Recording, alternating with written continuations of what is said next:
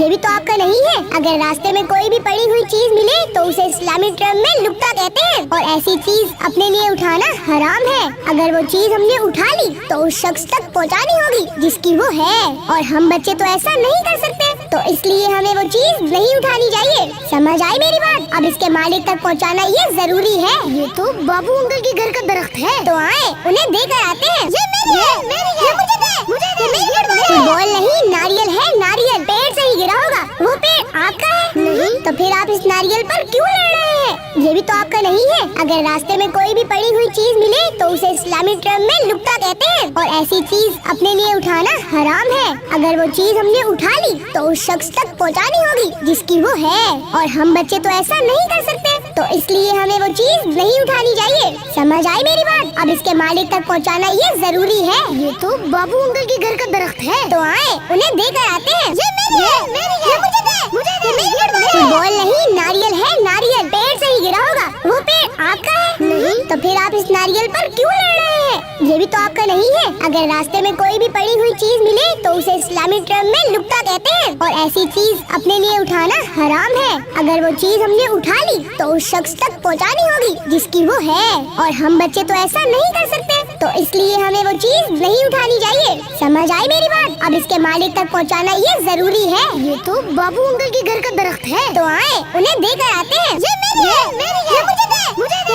तू बोल नहीं, नारियल है, नारियल पेड़ से ही गिरा होगा। वो पेड़ आपका है? नहीं। तो फिर आप इस नारियल पर क्यों लड़ रहे हैं? ये भी तो आपका नहीं है। अगर रास्ते में कोई भी पड़ी हुई चीज मिले तो उसे इस्लामिक टर्म में लुक्ता कहते हैं और ऐसी चीज अपने लिए उठाना हराम है। अगर वो चीज हमने उठा ली तो उस शख्स तक पहुंचानी होगी जिसकी वो है, और हम बच्चे तो ऐसा नहीं कर सकते, तो इसलिए हमें वो चीज नहीं उठानी चाहिए। समझ आई मेरी बात? अब इसके मालिक तक पहुंचाना ये जरूरी है। ये तो बाबू अंकल के घर का दरख्त है। तो आए उन्हें देकर आते हैं। ये मेरी है, मेरी है।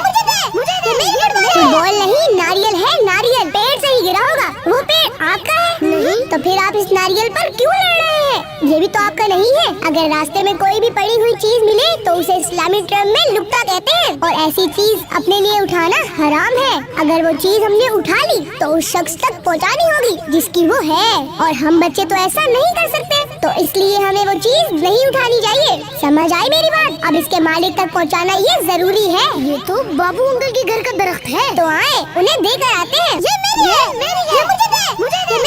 तू बोल नहीं, नारियल है, नारियल पेड़ से ही गिरा होगा। वो पेड़ आपका है? नहीं। तो फिर आप इस नारियल पर क्यों लड़ रहे हैं? ये भी तो आपका नहीं है। अगर रास्ते में कोई भी पड़ी हुई चीज मिले तो उसे इस्लामिक टर्म में लुक्ता कहते हैं और ऐसी चीज अपने लिए उठाना हराम है। अगर वो चीज हमने उठा ली तो उस शख्स तक पहुंचानी होगी जिसकी वो है, और हम बच्चे तो ऐसा नहीं कर सकते, तो इसलिए हमें वो चीज नहीं उठानी चाहिए। समझ आई मेरी बात? अब इसके मालिक तक पहुंचाना ये जरूरी है। ये तो बाबू अंकल के घर का दरख्त है। तो आए उन्हें देकर आते हैं। ये मेरी है, मेरी है।